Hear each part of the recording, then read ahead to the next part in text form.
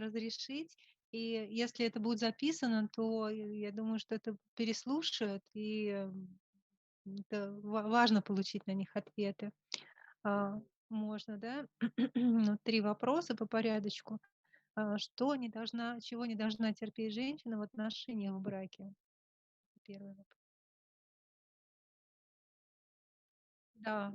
Второй, ну, тоже похожий, чего не стоит прощать супругу. И далее, если муж считает увлечение ведами, чтение книг на эту тему, посещение женского клуба сектой, то как его переубедить? А, Разговоры о том, что, там никто не собирается менять веру, да, что это интересная очень философия, но они приводят такие, разговоры к скандалу и запретам даже.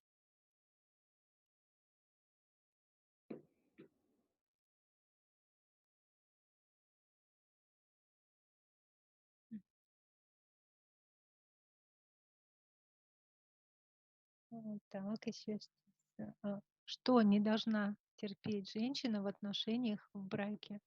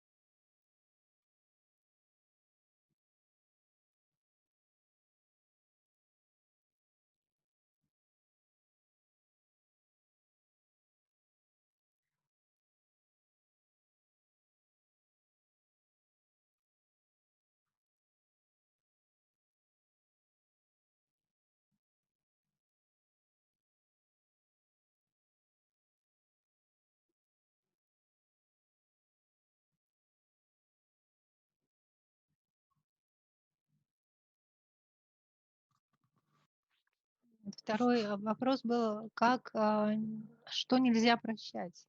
Вот. Да,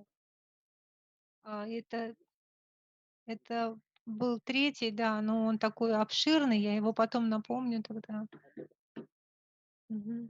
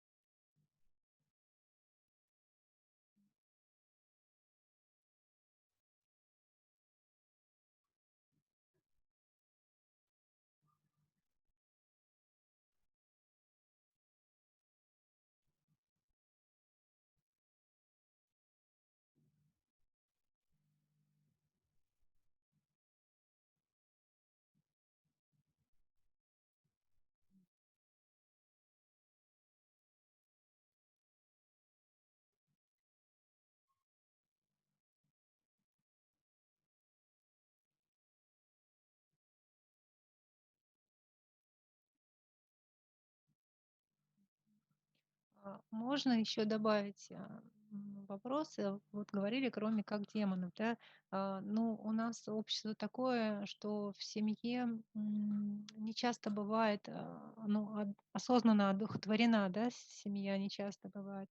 И вот как не допустить того, что когда уже, ну, такие крайние ситуации, я думаю, здесь таких нету, но тем не менее, потому что женщина сейчас будет, мало ли, стремиться, да, и дойти до фанатизма, и когда уже может что-то угрожать ее жизни, ее ребенку. Бывает же такое.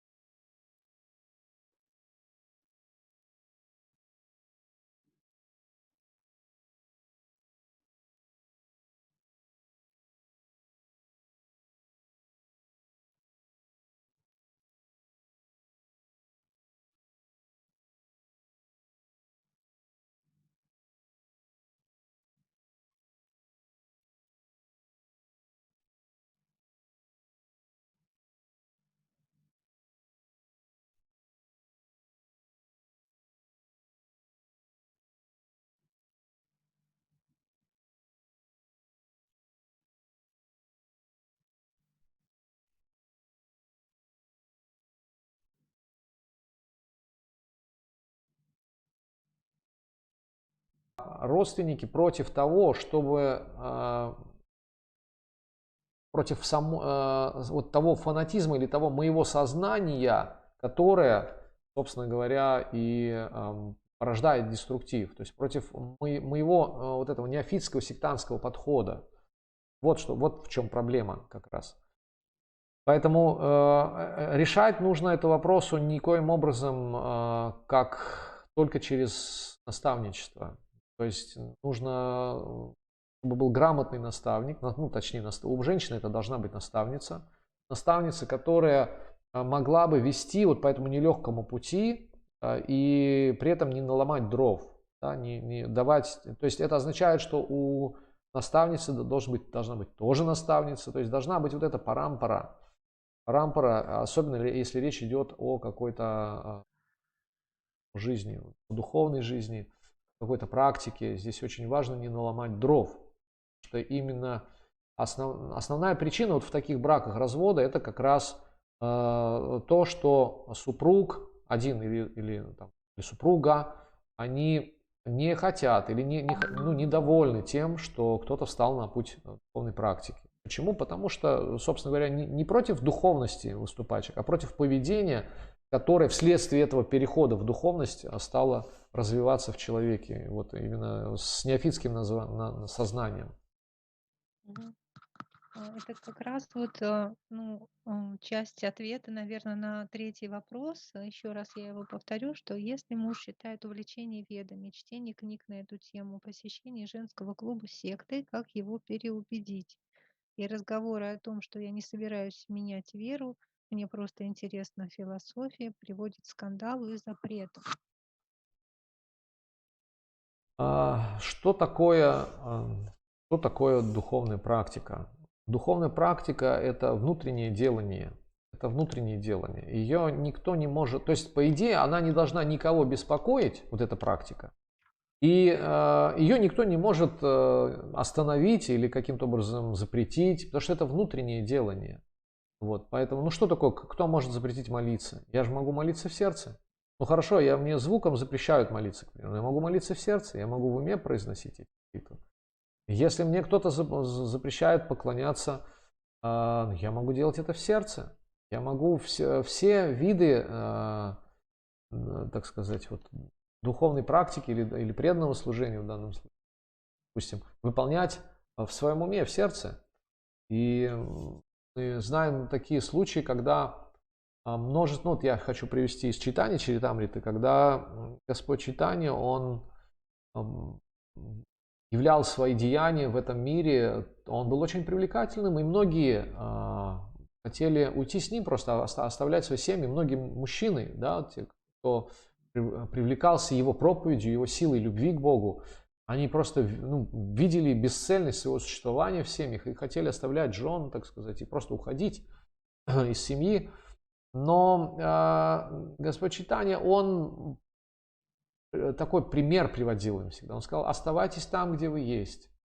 Ничего не меняйте. Продолжайте выполнять свои обязанности с еще большим рвением, подобно тому, как женщина или жена, имеющая любовника, еще с большим рвением выполняет свои домашние обязанности, чтобы ее никто не заподозрил. Вот такой он пример очень интересный приводил.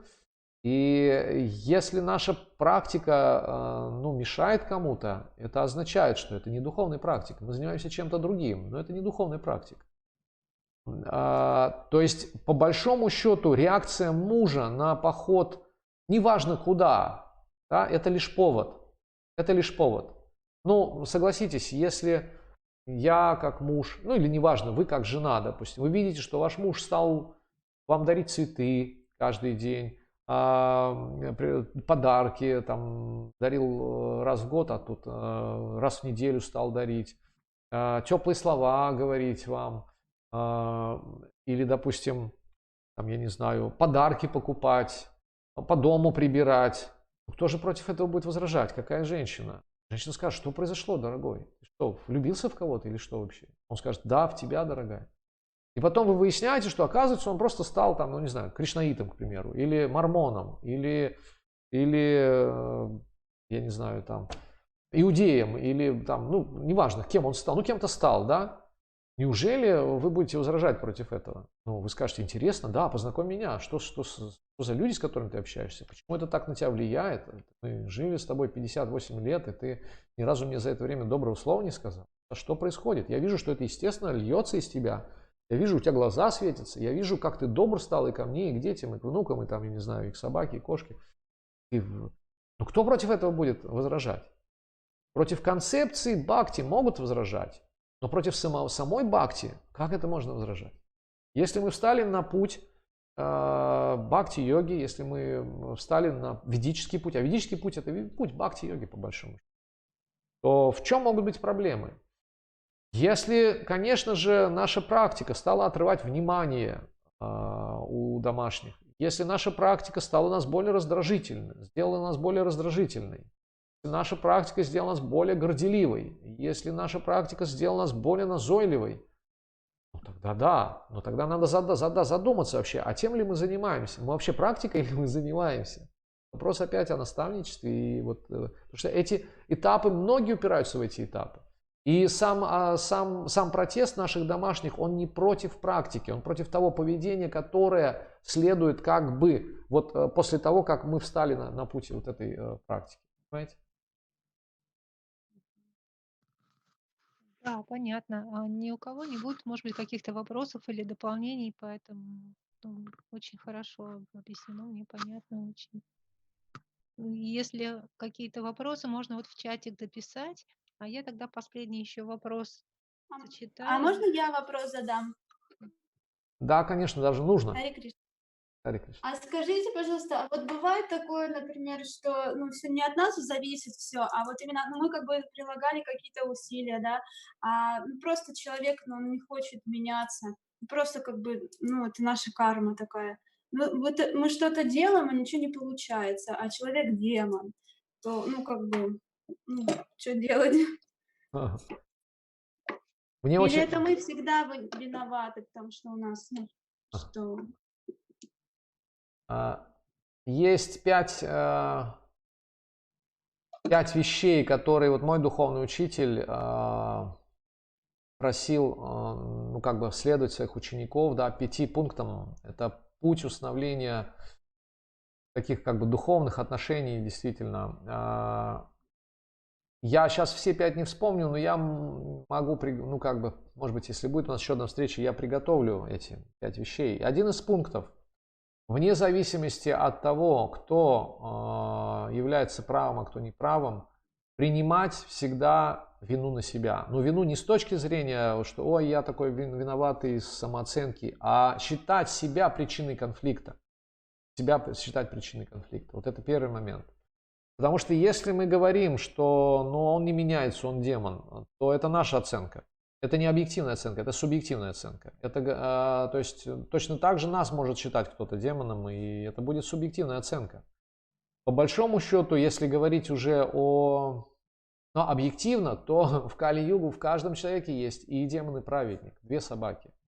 Есть и демон, и праведник. Вопрос в том, на чем мы акцентируем свое внимание. Если мы акцентируем внимание на демонических качествах нашего партнера, то фактически мы будем поливать эти качества. Но если мы акцентируем свое внимание на божественных качествах, на хороших качествах, на положительных качествах нашего партнера, мы будем культивировать или взращивать вот эти положительные качества. С мужчинами это гораздо проще получается, чем с женщинами. По крайней мере, мой опыт говорит об этом.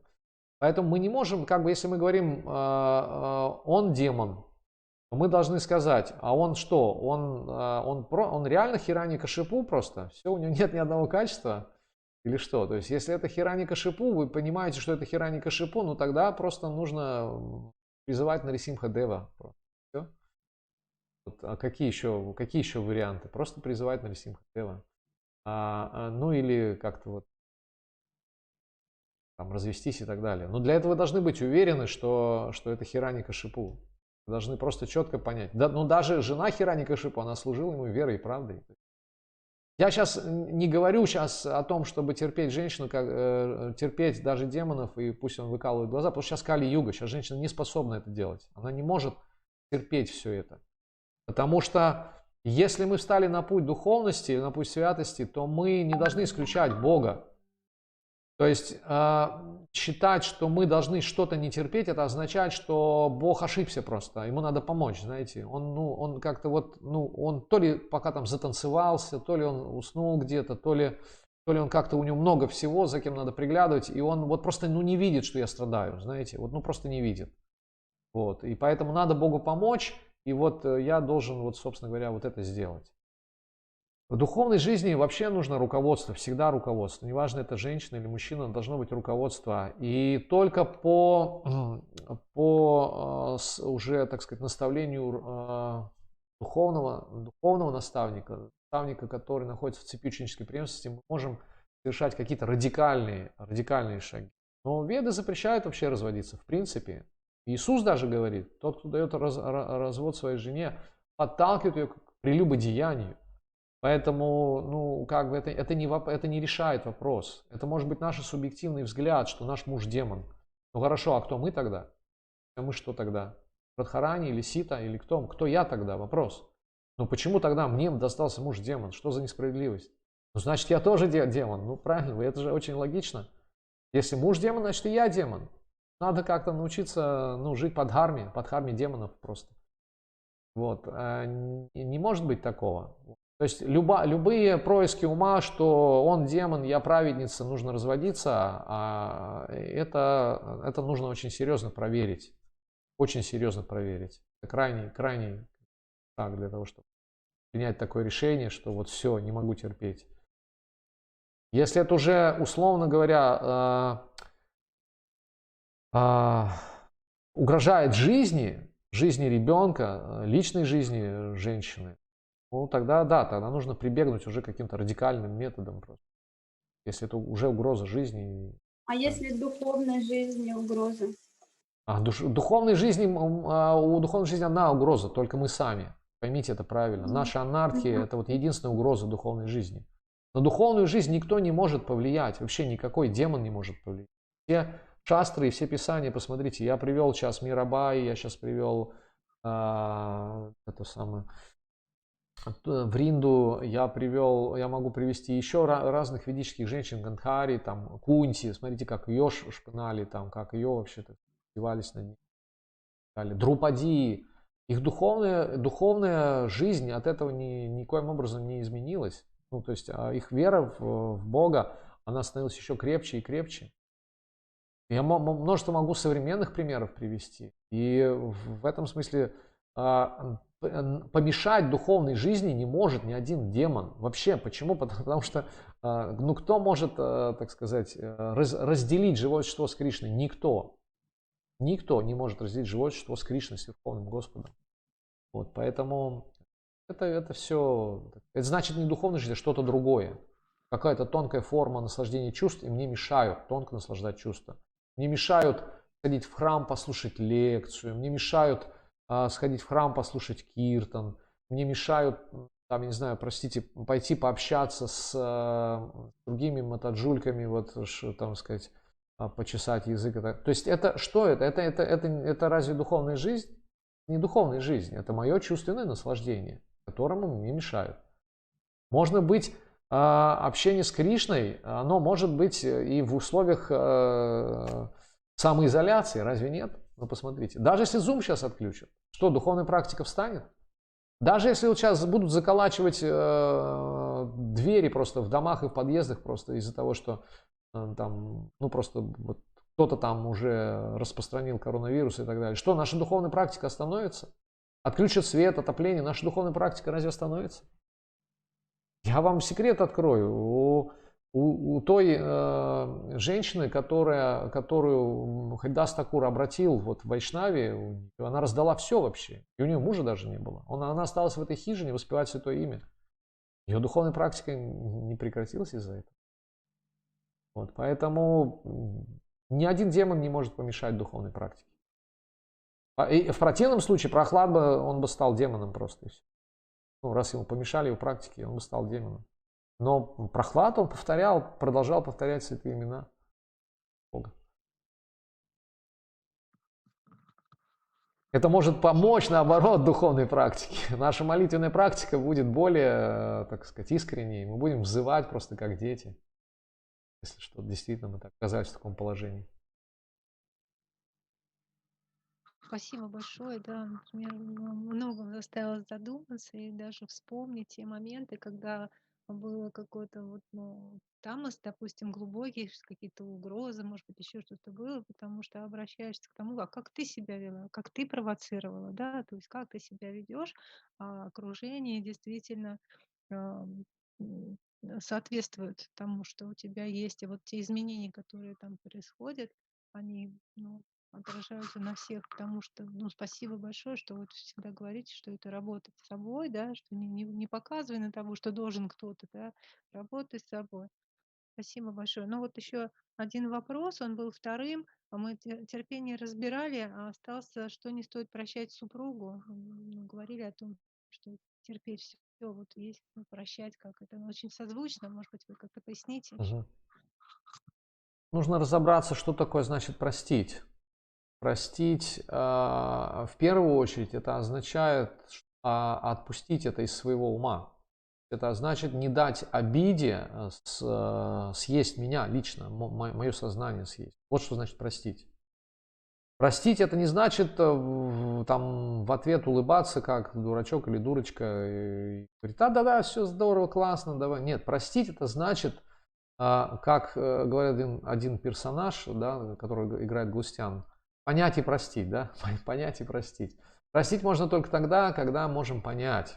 Понять можно только тогда, когда мы обладаем знанием. И вот с точки зрения ведического знания прощается все. Прощается все на самом деле. Почему? Потому что глубинное понимание заключается в том, что все мы изначально чистые живые существа, с чистым сознанием, безгрешные изначально. Но под влиянием гун материальной природы мы становимся такими. Под влиянием своей собственной кармы, гнета своей собственной кармы становимся такими. И простить это означает, не означает как бы вот обидчику, значит, вот бежать в объятия обидчику. Нет, это означает свою обиду свою выбросить то есть то, что будет нас контролировать в течение долгого-долгого времени потом, освободиться от этого. Это освобождение как раз. Прощение это означает освобождение. В противном случае наверняка есть опыт такой. И вот есть такая практика у Олега Геннадьевича Тарсунова, да, желать всем счастья. И сначала все думают, так это же так легко. Это так легко, пока мы имперсонально, бесперсонально, да, вот как бы говорим, желаю всем счастья, желаю всем счастья. Но если мы начнем персонально каждому желать из своего ближнего окружения, вспоминая тех, кто причинил нам самые страшные обиды, мы поймем, что этим-то людям как раз я никогда желать счастья не буду. Вот. И то есть кто-нибудь сталкивался, если практиковал это, то наверняка сталкивался с тем, что есть пару человек, ну в лучшем случае пару в нашей жизни, которому мы счастье, вот простите, но вот им как раз желать мы не будем. Всем, да, я готов всем желать счастья. Но вот этим двум, или там вот этим трем, или вот этой одной, never, never, ever. И вот это означает, что тот, кто нас обидел, он до сих пор контролирует наше сознание. Может быть, невольно, да, но он контролирует наше сознание. Почему? Потому что когда мы услышим его имя, или имя такое же, как его, у нас сразу негативные эмоции пойдут. Если мы услышим или увидим его, или на фотографии, или даже увидим какой-то вот отдаленно напоминающий поступку или повадку, или еще настроение испорчено. Да? То есть мы опять погружаемся в эту обиду, мы вспоминаем это, для нас больно и так далее. Поэтому ради нас самих мы должны простить все. Простить все. Простить это означает освободиться. Вот это если с этой точки зрения. А вот что касается ну, там, дальнейших каких-то вещей, например, если это подрывает наше доверие, да, что-то произошло, что подорвало наше доверие, то это не факт, что мы должны рвать отношения. Мы просто должны эти отношения в рамках того, ну, выстроить в рамках того, что мы можем доверять этому человеку. То есть, условно говоря, как говорил Джон Фейверс, он говорил, что доверять можно даже вору, если не оставлять его наедине с ценными вещами. Понимаете, да? То есть мы выстраиваем, то есть отношения, они ценнее всего, что есть на свете. Поэтому мы помним даже в бизнес-среде, помните, многострадальный Стив Джобс, его вот, нынешний, так сказать, звезда конспирологов Гейтс, да, Билл Гейтс, он его, в общем, как-то так очень красиво обвел, да, вокруг пальца. Но что сделал Стив Джобс? Он потом, ну, как бы простил его и привлек опять к сотрудничеству. Многие фанаты Стива Джобса не поняли этого вообще. Почему так? Но Стив Джобс был, ну, такой простым человеком, очень простым. Он не был злопамятным. Понимаете? Поэтому даже в обычной жизни это как бы работает. То есть это не нужно вот эту обиду затаивать. То есть мы просто выстраиваем отношения в том ракурсе, в том объеме, в котором мы можем доверять человеку даже после нанесенной обиды. А что уж говорить, если это просто ну, какая-то рефлексия была, что ж тогда? Ну ничего страшного, всякое бывает.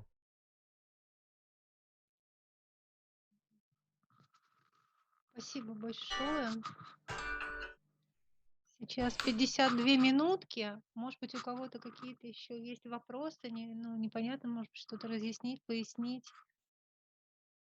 Я просто знаю, что у нас желательно час времени, да, Ну, действительно. желательно, да, если нет каких-то очень там сложных вещей. То есть Мгм. мы в любом случае можем всегда перенести на очередную встречу, там когда-нибудь говорить об этом. Мгм.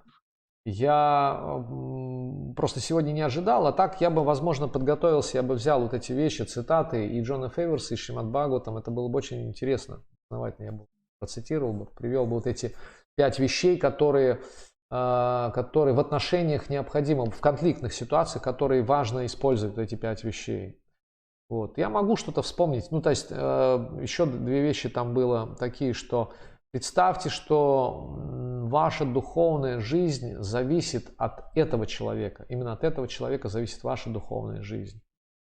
И ведите себя с ним именно таким образом, как будто бы от него зависит ваша духовная жизнь. И это вот тоже может быть ответом на тот вопрос, когда муж против, да, против вот таких вот похождений туда-сюда.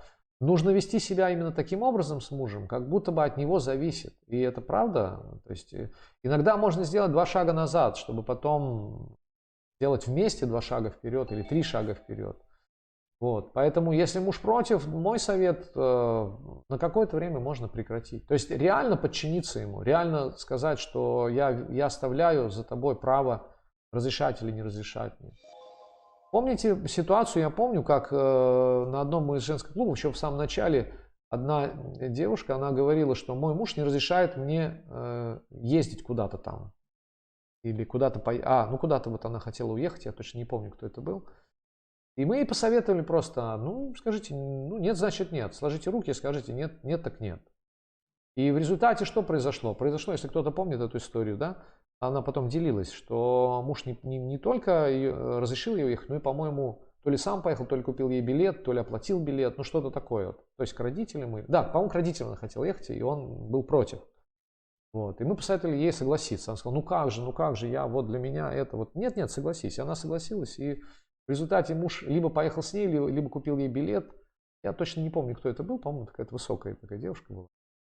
Вот, это работает, потому что, ну, уж женщина-то должна знать от природы, природу мужчины, от своей природы уже по рождению, она должна понимать, как действовать с мужем.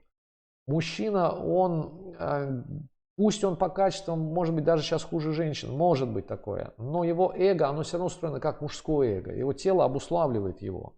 И он должен давать с барского плеча, понимаете? Дайте возможность ему дать с барского плеча, разрешить вам ходить. Но для этого нужно сначала подчиниться. Что происходит, когда женщина говорит, ой, купи мне, пожалуйста, я видел такую хорошую сумочку, купи мне, пожалуйста. То первая фраза мужчины, ну это логичная, да, потому что он, ну как бы со своей точки зрения логики, он говорит, а зачем тебе, у тебя же есть уже 3, там, 4. И тогда женщина начинает объяснять, зачем она ему нужна. И зачем. Можно один раз сказать, ну, попросить, объяснить зачем, или там, ну, не знаю, или не объяснять зачем. И потом принять, смиренно принять, что он говорит, нет, как ты скажешь, нет, значит нет. И что появляется? У мужчины появляется возможность проявить свои мужские качества. С барского плеча дать эту сумочку, подарить эту сумочку или еще что-то. Пройдет ровно 2, 3, 5 минут, ну, в крайнем случае 2 дня. И он придет к этому пониманию, что ему нужно один раз. Женщина не клянчит, она один раз спрашивает. И мужчина, у него, по крайней мере, появляется возможность. Даже если он не подарит, это означает, что если вы будете с ним спорить, он вам тем более не подарит, но отношения будут еще испорчены. Ну а так вы ему даете возможность проявить. Если ты не хочешь, чтобы я ходила, и пожалуйста, я не буду ходить. Мне это очень нравится, но я не буду ходить. Значит, тебе это не очень устраивает, хорошо, я не буду смотреть. Но, может быть, ты мне позволишь смотреть прямые эфиры хотя бы? Нет, хорошо, я буду. То есть дайте возможность ему проявить свою мужскую природу. Но, скорее всего, я думаю, что это просто, знаете, как это, вот как, может быть, если бы даже вы собирали марки, или бы вы встречались там, я не знаю, с одноклассницами, если у вас есть те качества, которые не может принять муж, да, если видит, что это просто его как бы вот рефлексия на то, что вот ему нужно как-то вот объяснить. Вы стали, или просто реально вы становитесь хуже, начинаете на него давить или еще что-то, или рассказывать взахлеб, как это. Нет. Если жена становится мягче, жена становится терпеливее, смирение, послушнее, Ну, в общем, всем тем, чего ожидает от женщины мужчина, то есть основания вообще. Знаете, никогда не готовила обед, а тут вдруг раз и стала готовить обеды. Никогда не гладила, там, я не знаю, рубашки, а тут вдруг стала гладить рубашки вообще. Служить стала мне, ничего себе. Ни разу не говорила, какой я там мужественный, красивый, там, я не знаю, сильный, любвеобильный. И вдруг стала говорить мне такие комплименты. Ой, это меня очень сильно вдохновляет. Так что ж я, ну как бы идиот, что ли, запрещать? Ну, скорее всего, это связано с тем, что ей хоть там уму-разуму научили. Смотрите, ее там уму-разуму учат. Пусть ходят, иди, дорогая, иди. Вот. Ну, то есть, это факт, что эти вещи связаны. То есть, это может быть просто рефлексия на наше поведение. И, скорее всего, такие фразы, ну, как бы, не пойдешь, или ты стала сектанткой, или фанатичкой, они ну, как бы, произносятся только тогда, когда идет проявление вот этих негативных качеств. Когда, естественно, человек говорит, он же не скажет, что ты живешь со мной, поэтому такой стала. Он же не скажет, что ты ходишь на работу, поэтому такой стала. Ходить надо. Он же не скажет, потому что ты готовишь еду или там воспитываешь ребенка, поэтому такой стала раздражительный. Ему нужно найти причину. И причина будет там. Особенно, если кто-то наговорит там что-нибудь еще. То есть, другими словами, человек протестует не против чего-то вот конкретного, да, вот, или такого абстрактного, а против конкретных наших качеств, которые не нравятся ему в нас. Очень важно понять. И именно это должен быть сигнал, такая обратная связь. Я встал на путь духовности, но люди стали от меня шарахаться, люди стали жаловаться на меня. Я что-то делаю не так. Нужно посоветоваться с наставницей.